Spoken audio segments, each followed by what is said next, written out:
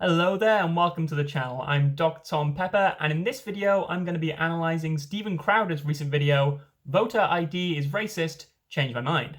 This video was suggested in a comment by Nolan Barger, so please, if any of you have anyone you'd like me to look at or any particular videos you'd like me to analyse, leave a comment under the video and I'll get back to you as soon as I can and hopefully produce something for you. This video is going to be in two parts. If you're familiar with the sort of setup of the Change My Mind format, Steven Crowder goes to a university, I think it always is, and just sort of sits down with a sign saying, in this case, change my mind, voter ID is racist, and usually students come up to him and try and change his mind by debating with him. His video included two challenges, two students that come up to try and change his mind. So this video of mine is going to be divided into two parts. In the first part, I'm going to look at generalities and setup and the first challenger, and in the second half, I'll look at the second debater who comes to try and change his mind. And that works out well for me because the first debater, I think, outlines the issues pretty well, but doesn't go into much depth. So I'll outline what the arguments are here. And then the second half, I think the debater is a lot more detailed and nuanced. So once we've built on the arguments here, I'll be able to explain them in a little more depth in the next half. One interesting thing I do have to note, it looks like Nolan tried to leave a comment recommending that I analyze this video twice. The first time, I can see that he commented, but I can't see what the comment actually is. He seems to think it might be because he used the name Steven Crowder in his comment. So I don't really know what to do with that info, but like, be careful when you're leaving comments here, I guess. From Nolan's second message, it doesn't look like it was a positive message about Steven Crowder. So maybe avoid using the name altogether on YouTube or the comment might get removed. As usual, I will try and break down the arguments given into premises and conclusions so we can walk through exactly what the steps of the argument are. I've also provided references and timestamps for everything that I reference happening in Crowder's video. Apologies if they're a little sloppier than usual. It's quite hard when they're making a lot of points back and forth to keep going and taking timestamps. If I'm aware I'm being inexact, I try to put the reference before so you guys don't miss anything. So if it doesn't look like the part, we'll just wait a few seconds and it should catch up. But with all that out of the way, let's get started on the analysis. So going in, I didn't really have much info or background on Crowder. I knew he was sort of part of that very loose alt-right debatosphere, kind of a debate bro, come at me, debate me type. I'd watched a few of his videos before, sort of around when that kind of thing was exploding, like 2016, 2017, it feels like. But I don't really have any kind of positive or negative bias going into this. The topic of voter ID laws I know is a hot topic in the States at the moment, but I'm not really that well informed on it, which is really kind of a good thing because I'm here to look at the arguments themselves. So if like there's a glaring thing that's wrong or I need to do some fact checking, I'll do that. But mostly I'm just looking about how they construct the arguments, kind of regardless of whether or not what they're saying is true.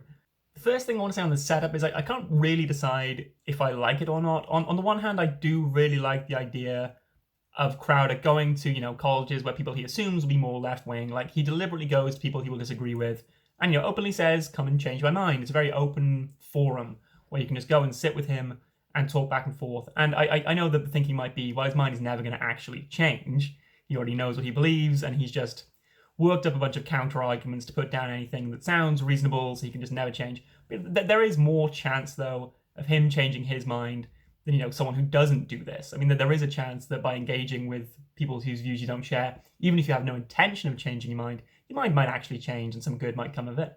It puts debate and, logical reasoning at the forefront by saying, you do all you can to change your mind. That puts people in a mindset where they have to sharpen up.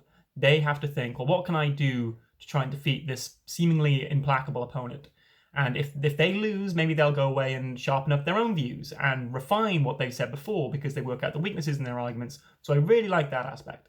On the other hand, he is free to edit as he likes, and in fairness, I didn't see much glaring editing. It didn't look like he took much of this out of context or removed large sections. It all looked like it flowed fairly well. So at least in this video, the editing doesn't seem to be a problem. A bigger problem that we do see in the video is that Crowder is obviously way more comfortable than basically anyone he'll be challenging, debating in front of a crowd of people.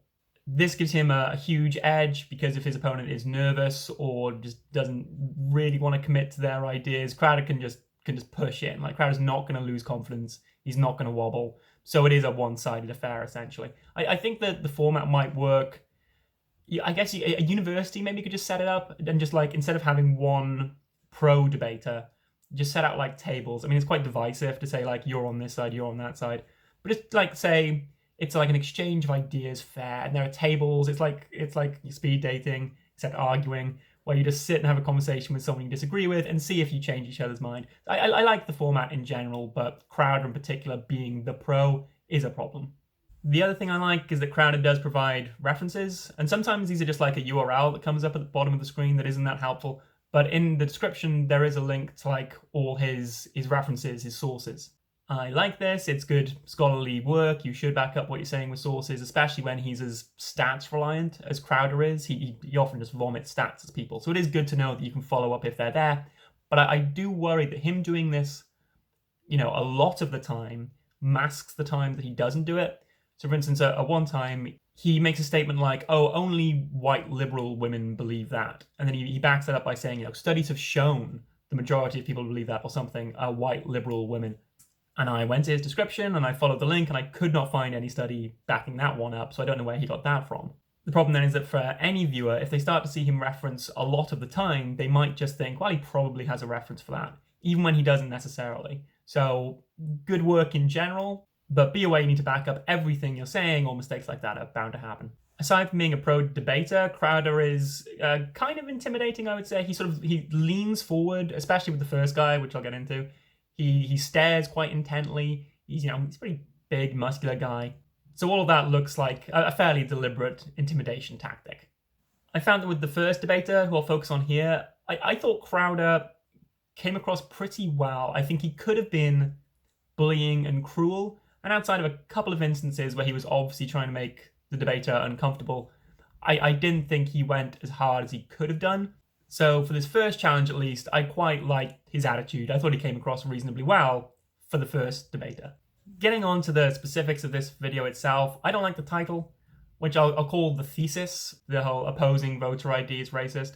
Like, for one, it's obviously just like a shock title to get your attention. Like, oh, normally people say that being pro voter ID is racist, but he's saying opposing it is racist. That's interesting, and that gets your attention. And what he's obviously trying to do is sort of use the left's, like, racism is taken to be sort of a thing that the left care more about. So he's sort of trying to use that. Like, he figures the lefty people he's arguing with will care about being racist and will want to avoid that. So if he can put them in a position where what they're saying looks racist, they'll want to avoid that and they'll disavow whatever it is that makes them look racist. Which is nice that he's sort of using their terminology a bit more, but like it just descends into mudslinging then, where it's just like, well, now they're saying you're racist and you're saying they're racist, and like we can all be a bit more mature about this, I think.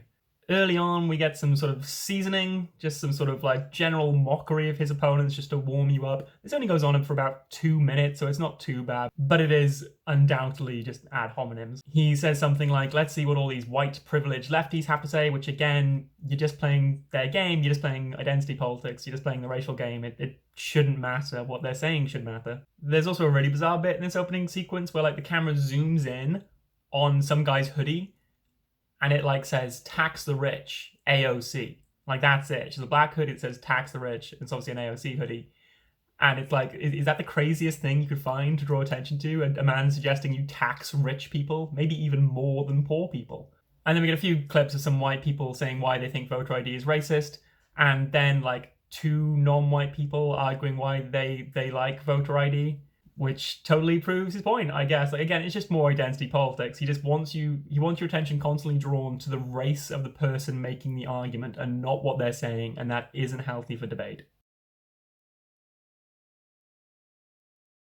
Crowder's first opponent is a guy called Lewis, and pleasingly, Crowder sets out his stall fairly early. He makes his argument quite clear. Given that it's a response to a common liberal or left-wing argument, I'm going to lay out what the left-wing argument normally is here and then show how Crowder attacks it in terms of premises and conclusion. So this is the kind of argument, I'm not saying any particular lefty puts it this way particularly, but this is the kind of thing Crowder has in mind and that he's attacking. So it's something like, premise 1, voter ID laws make it impossible for people without ID to vote. Premise 2, people of colour are less able to obtain ID than white people. Conclusion, the laws are racist because they negatively impact people of colour. That's a little sloppily put, but no one's really making that argument here. It's just what Crowder has in mind. So Crowder's response to that is to attack premise 2. He says that this part can only be thought if you rely on a sort of bigotry of soft expectations. whereby you for some reason think that black people are less intelligent or less capable, or for some reason, in some way worse really than white people, that means they can't get the ID. So that is how Crowder frames the debate. He sees that as the left-wing argument, and he criticizes that one premise for resting on the bigotry of soft expectations. Also, implicitly resting on it, I should say. Like, no lefty actually openly says, I have bigotry of soft expectations. Crowder's just saying that's what is underlying premise 2. Early on, we get a favorite tactic of Crowder's, which is just the info dump. He just spouts a load of stuff about Jim Crow laws at Lewis, who, as we'll get into, I think his confidence is sort of gradually undermined throughout the debate. And I think this is a big part of it. Crowder is very knowledgeable. Like, this is impressive grasp of material. I don't think there's any doubt about it. I mean, it's all prepared, and he doesn't really bring it into the argument very well. It's never really clear why it is he's talking about it. But the effect on the opponent is to think, wow, this guy knows everything about this topic. There's no point me even debating him. And indeed, about halfway through this half-hour debate, Lewis kind of gives up debating him and just sort of gets talked to for the rest of it. So it's not really a logical argumentative tactic, but it worked well in this debate. After Crowder has set out his stall, Lewis puts forward his own variation of the liberal anti-voter ID argument. So let's take a look at that here as well in premises and conclusion. So this argument I would lay out like this. This, I think, is what Lewis is trying to say. Premise 1, voter ID laws will impact people of color worse than white people. Premise 2, lawmakers know that this will be the consequence of voter ID laws. Premise 3, which is kind of a subtle, hidden premise, is it is racist to deliberately disadvantage people of color. And the conclusion then, voter ID laws are racist. Crowder responds to this by, he says, challenging a premise, which I don't want to be mean. I don't really think Steven Crowder understands what that term means. It seems that he just trots it out whenever he wants to disagree with anyone. I mean, it makes it quite clear in another example later when he uses the phrase that he just means, I disagree with what you're saying. He doesn't actually single out a premise and explain why it's wrong. It's something he says to sound debatey. What he goes on to criticize is the comparison Lewis made between these current laws and Jim Crow laws, which wasn't a vital part of the argument. Like the way I laid it out, you don't need the Jim Crow laws in there. But then Crowder just gets to go off on one, talking about how, the specifics of Jim Crow laws and the specifics of these laws, and it's not the same thing at all, but like it just wasn't vital to Lewis's argument, so it's not a great comeback from Crowder. So let's look at what Crowder does specifically. He wants to formulate Lewis's argument in a very particular way, because this is the kind of argument Crowder has prepped for and that he already knows how to defeat. So let's lay it out as he does it. This is kind of the straw man version. Something like premise 1, there is reason X that people of color can't or don't obtain voter ID as much or as easily as white people. Premise 2, this means voter ID will negatively impact them disproportionately. And conclusion, voter ID laws are racist. Now what Crowder has to do is plug in a few reasons into this sort of reason X bit here in premise 1, and then defeat them. So he does that for wealth, because people might say, well, IDs cost money, black people are disproportionately poorer, so it's going to be tougher for them to obtain one. And he defeats that by pointing out that in the states that are going to require the ID, I think, it's free to get them there. None of the debaters come back on him at this, so I assume that's true, in which case, he has defeated that version of the argument pretty soundly. The other tack he has is to plug in capability into this reason X, and then he can just claim that's outright racist, right? Like, it's racist to assume the reason black people don't or won't get ID is because they're less capable of getting it. And again, he's right there. So these straw man arguments he does deal with very well, and really Lewis doesn't elaborate or refine on his arguments that well. The next debater does a much better job. But it does mean for this first half, this first debate, Crowder wins pretty easily by just substituting Lewis's kind of vague, wishy-washy arguments with his own straw man, which he then defeats because he's prepped to defeat the straw man. Lewis seems like a really nice, chill dude, but he is definitely nervous, and that has an impact. He also makes a few debating errors, one of which I think is to hound on this Jim Crow comparison, which I know lefties like because it sounds so impactful. Jim Crow was obviously bad. This thing is like Jim Crow, therefore this thing is also bad. But because the comparison isn't quite there, like it's not nearly as severe, really, is it? Like Crowder knows that, and Crowder has all the stats to back him up as well. So Lewis's focus on this comparison with Jim Crow is just something Crowder can defeat very easily, so I think it's unwise to focus on it. Something interesting happened later on that I do want to touch on. Lewis mentions, I'm pretty sure he brings up parenting. So effectively what he's doing is reformulating the argument to plug in sort of bad parenting. So if the question is, well, why are people of colour less likely or able to get ID? Lewis wants to suggest the idea, well, it's because proportionally there are more parenting problems in those communities than the white community, and this causes sort of, some sort of general breakdown of organizational skills. If you have bad parenting, you're not as sort of on top of things in your life, and you're less likely to have ID. I'm kind of surprised Lewis brought it up at all, but unfortunately it isn't somewhere he can get far on, because Crowder can very easily make that out to look racist, or at least in the debate make his opponent feel uncomfortable enough about the racist implications that the opponent just has to leave it. Crowder doesn't really do much positive arguing for his thesis, his title, until near the end of the video, when he just starts saying that his opponent is assuming black people are less capable, and that's the bigotry of soft expectations, and that's racist. At this point, Lewis isn't really saying much, and just seems like he wants to get out of the conversation without being called a racist again. So that's kind of where we leave things. In conclusion then, Crowder won this first debate pretty much hands down. I think Lewis's nerves were the main problem. He just couldn't come up with the arguments. He made a few debating errors along the way, but it was mostly his nerves, which obviously Crowder can play off very easily because he's much more confident and he's had a lot more prep time. Obviously, this isn't to say that Lewis's side of the argument is wrong and that Crowder's is correct. Just on this day, Crowder put forward his ideas better than Lewis's. And this is important to bring up because, as we'll see in part 2, there are much better ways, just by making a few tweaks and changes, you can present the same arguments Lewis did, but in a much stronger way. And in part 2, we'll see how basically the same arguments defeat Crowder, right? I mean, spoilers, he loses the second debate, and it's really interesting to me because it's basically the same debate, just a different person giving it. So tune in for part 2, which should be out next week, and we'll see how someone else uses the same material to get a completely different conclusion. The only other thing I'll say for this part of my video is that for this first half hour when he's debating Lewis, I thought Crowder came across pretty well. His debating was okay, it didn't need to be great because Lewis wasn't that great. Part 2 will completely change my mind, so to speak, about all of this, but for part 1, I thought Crowder did well and came across pretty good.